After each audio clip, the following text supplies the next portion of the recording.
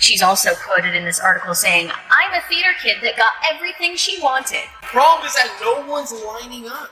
No one's going to watch this film. I mean, I've noticed it slowing down, but they're doing everything they can to revive this discourse over and over and over again. Leading star Rachel Zegler for the underperformance got so devastating for her that she had to turn to therapy and psychiatric medication to cope with how difficult this was.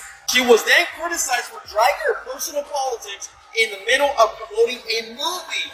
Rachel Zegler's long-awaited return to the stage was meant to be a triumphant reinvention, a bold, contemporary take on Evita set in the heart of London. Industry buzz was electric, and expectations were sky-high. But what began as a hype comeback quickly spiraled into chaos. Technical mishaps, creative clashes, and unflattering reviews fueled a media frenzy. Audiences were left confused, and critics were brutal. Rather than reviving her image, the production exposed deep cracks in Zegler's public persona. What should have been her moment of redemption turned into a spectacle of failure, one of the most humiliating chapters of her career. I have a feeling that this video is going to get taken out of context, and I know that at this point I can't really stop people from doing that because that's what my whole existence on the internet is. It was the now infamous balcony scene that truly ignited the firestorm Rachel Zegler, arms raised like a dictator, shouting into the crowd. The backlash didn't just erupt online, it spread like wildfire, even reaching City Hall. Reports now suggest the Mayor of London is considering an unprecedented move, banning Zegler from performing anywhere in the city. What was meant to be theatrical flair became a flashpoint of controversy with real-world consequences. But I thought I'd be the last generation who would get that sort of stuff. I say this though, London is different to being America's great city. That's not my brilliance. That's because Londoners have these values. That means they can elect someone like me to be there. That's right, one of Hollywood's most talked about rising stars now faces what insiders are calling an unofficial blacklist. Her performance, meant to be bold, was seen instead as mockery of a revered historical figure. The backlash was swift, with industry insiders distancing themselves from the controversies surrounding Rachel Zegler's misstep. One of our biggest strengths is our diversity. It's a source for me of pride, not of embarrassment. It makes us richer, not poorer, stronger, not weaker. But we can't assume we're all going to get on really well, so we've got to make an effort to make sure we build bridges and not walls. The scene that was meant to cement her status as a serious actress might now be the very reason she's forced out of the UK entirely. But trust me, this is just the beginning. What was supposed to elevate Rachel Zegler's career has opened the door to an even bigger storm. Asterisk. But it's hard. And it's lonely. It's very lonely. I just know that if that loneliness can exist, so can other things, and I will be okay. If you haven't seen the clip that sparked the uproar, it's already been shared thousands of times across social media. Rachel Zegler stands on the balcony, dressed as Eva Perón, gazing down at the crowd of actors below. But instead of channeling the grace and composure the role demands, she transforms the moment into a chaotic spectacle, shouting, punching the air, and gesturing like a political radical gone off script. Asterisk. The gloves are off. We gotta put this girl in her place, okay? No more playing nice. Call up Tatiana at Variety and tell her we got a cold Melissa. She gonna know that means it's go time. We telling everything. I mean, that's already a haymaker. She already out on her feet. But throw in the fact that she said it while ignoring the feelings of her. Add on top of that our executive took time out of his busy schedule to go threaten her face to face, and she stood on business. Stood on her morals, uncompromised. Nobody likes stubborn people. Everyone's going to be on our side. Everyone's going to be on our side. But if that ain't enough. Asterisk. Some called it bold, others found it downright offensive. It wasn't long before fans turned the footage into meme fodder, splicing it into edits, comparing her to authoritarian figures. One viral post even dubbed it Evita, the dictator remix. But the real blow came from theatre critics, especially the British press, who slammed the performance as tone-deaf, historically ignorant, and a narcissistic hijacking of an iconic role. That being said, I was still very scared to approach. It's like really strange. And I kind of just said, I just feel weird if I didn't say hi. And she was really, really nice about it. And then we took photos. And what you don't see in that video of us taking pictures together, you can't hear her say it, but she's like, let's take another one where I'm strangling you and saying, you'll never take my part. So she's great. In the original Evita, the balcony scene is more than just dramatic flair, it's deeply symbolic. It reflects a pivotal moment in history. Eva Perón's real-life speeches from those balconies in Argentina carried immense political weight. Her words inspired hope, stirred passion, and, for many, shaped life-and-death decisions in a turbulent era. It's all Rachel Zegler and her behavior. And if it was just one comment, it probably would have been forgotten by now. But it was comment after comment, and it was pissing off everybody. Because quite frankly, if she had said nothing, her movie, probably still forgettable, would have done a lot better. Critical drinker, I mean, it's even down to the fact that Rachel Zegler, is it Zegler or Ziegler? But Rachel turned it into what many are calling an overly Americanized performance, flashy, loud, and entirely removed from the moment's historical weight. Even members of the production were reportedly blindsided by how far she pushed it during the live show, saying it wasn't what they'd rehearsed. And this wasn't a one-time slip, it was a deliberate choice, repeated night after night, further fueling the backlash and internal tensions. I'm gonna hold your hand when I say this, but sometimes an actress just can't act.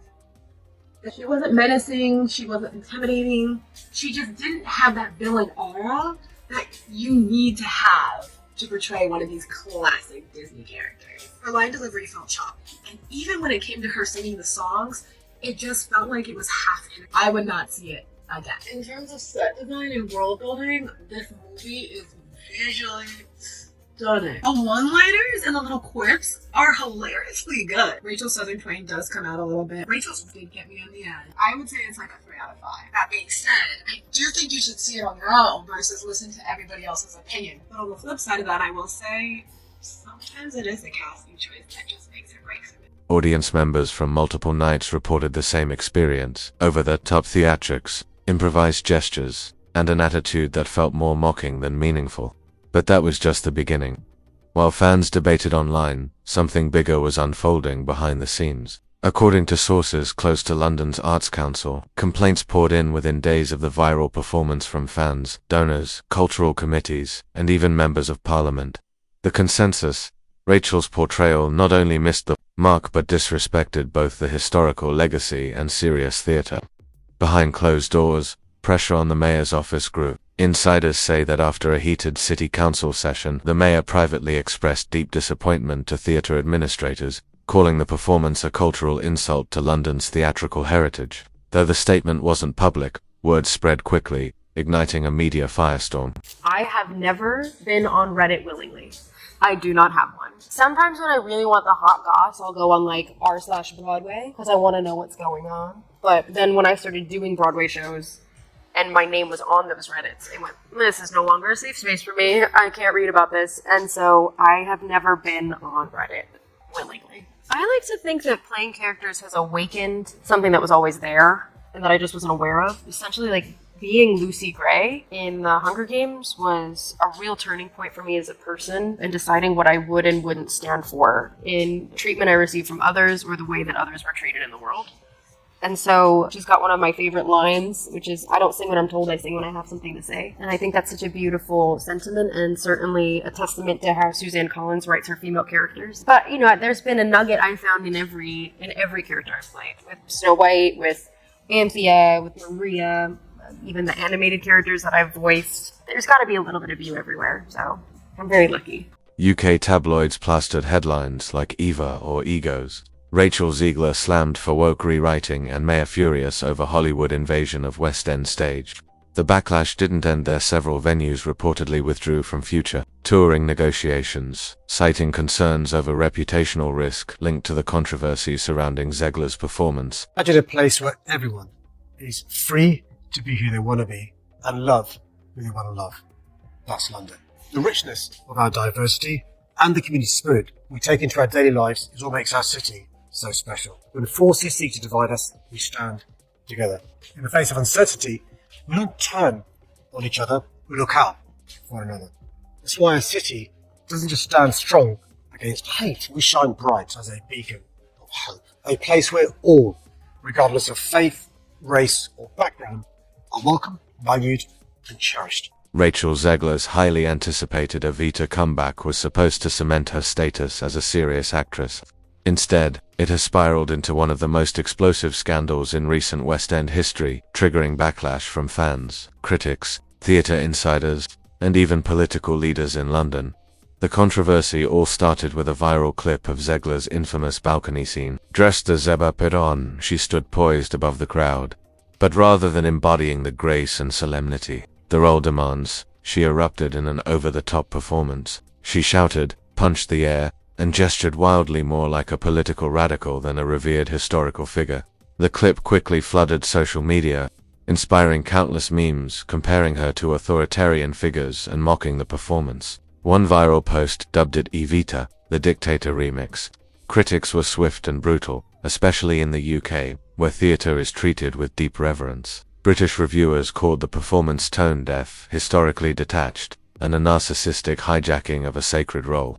For many, the balcony scene isn't just drama, it's a symbol of Eva Perón's real political power.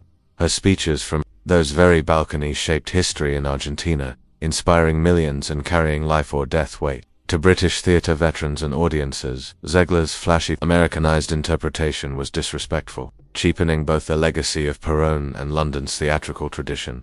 The backlash escalated beyond social media outrage. Complaints flooded London's Arts Council, not only from disgruntled fans but from influential donors, cultural committees, and even members of parliament.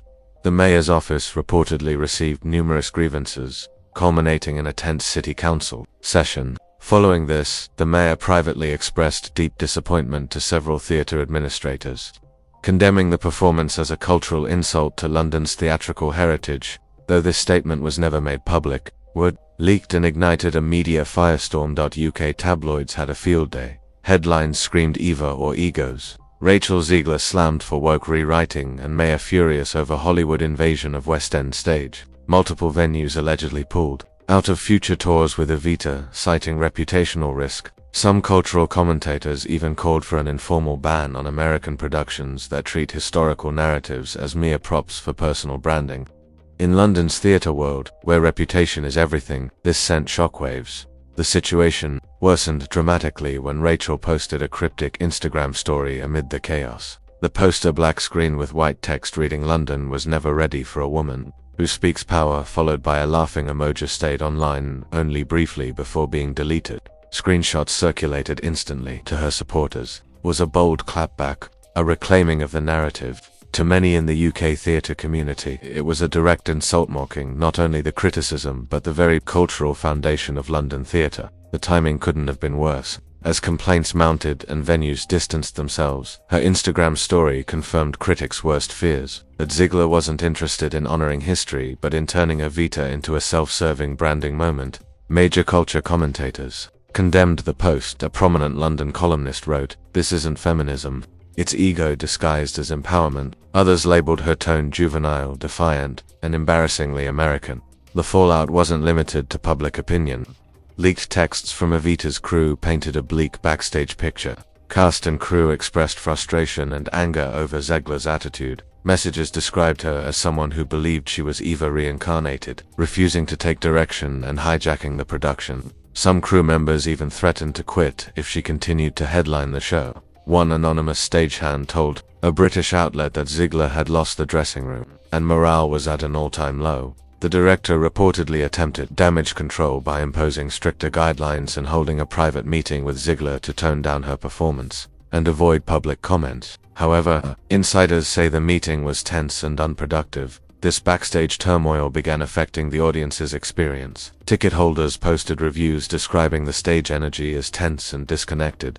One viral comment noted, "You could feel the hate in the air. It wasn't acting anymore. It was real." Industry insiders now worry that Zegler's reputation in live theatre may be permanently damaged. A casting agent told reporters, "Producers don't want drama queens, they want professionals." Despite all this, Rachel shows no signs of backing down. Rumors suggest she's planning a bold move that could either revive her career or destroy it completely. The Evita controversy has grown into a cultural clash between Hollywood's push for reinvention and the UK's deep-rooted theatrical traditions. For many in London, Zegler didn't just cross a line, she bulldozed it. British tabloids have been merciless. An editorial in The Telegraph branded her a TikTok performer dropped into Shakespeare country, accusing her of turning theatre into a vanity project. The Daily Mail headlined, "Evita," or entitled, "How Hollywood's New Diva Offended a Nation." Critics framed the controversy as emblematic of an American cultural invasion. where history is reimagined not to honor the past but to serve identity. Politics and internet virality. Veteran actors and commentators echoed similar views, lamenting the loss of theater's sanctity. One actor said, "Theater used to be sacred ground. Now it's just another Instagram backdrop." The idea that Zegler could reshape an iconic role like Eva Perón without grasping its cultural and political significance was taken as an insult, not just to the role but to historical performance itself. Unlike Hollywood, where remakes and reboots are common, London's West End prides itself on authenticity. Altering a character's tone or narrative for social media shock value isn't edgy, it's disrespectful. Zegler's refusal to acknowledge the backlash and her defiant attitude only deepened the divide. To British audiences, she seemed arrogant, rather than empowered. The impact has already affected future productions. Some theaters are reportedly adding contractual clauses about public conduct and respect for roles. Wary of another controversy like this, Rachel has unintentionally become a symbol of what happens when Hollywood ego clashes with London tradition. Meanwhile, the backlash has moved beyond critics to the fans themselves. A petition titled "Keep Rachel Zegler Out of London Theatre" began circulating, gathering over 10,000 signatures within a day and pushing past 60,000 shortly after. The petition doesn't just criticize her performance but accuses her of mocking historical trauma, refusing accountability, and treating London theatre as a celebrity stepping stone. It calls on UK theatres to ban her from future roles and demands an apology from the Evita production team. The petition's comment section reveals the depth of frustration. Season ticket holders mourn the decline of their beloved stages. Young theatre students voice disappointment, and many assert that this isn't about politics but professionalism. One viral comment reads, "Rachel Zegler isn't being cancelled, she's being confronted." Even some of Zegler's earlier supporters are growing silent or distancing themselves. Influencers who once praised her have deleted posts. The tide has turned against her, adding fuel to the fire. Local London artists are reportedly planning a protest performance outside the theatre, silent reenactment of the original balcony scene, followed by a moment of silence to honor theatrical integrity. It's a vigil for the role she is accused of ruining. The situation is no longer just about a play. It's about image, ego, and what happens when an artist forgets that theatre isn't just about them. Behind the scenes, Zegler's team is reportedly scrambling, considering a redemption arc that might include a public apology or an early exit from the production. Some speculate she might pivot back to film, while others think she will double down and portray herself as a victim of tradition or nationalism. What's clear is that this controversy might mark a turning point not only for Rachel Zegler but for how Hollywood stars engage with international art scenes. London remembers and holds grudges, especially when it comes to its cherished theatre traditions. Whether Zegler recovers remains uncertain. Some stars bounce back from backlash stronger than ever. Others fade away, insisting they were ahead of their time. Either way, this scandal won't be forgotten anytime soon. With new leaks, rumors, and headlines emerging by the hour, the Evita saga is far from over. If you want to stay ahead of the story, keep watching because Rachel's theatrical journey is entering its most unpredictable chapter yet.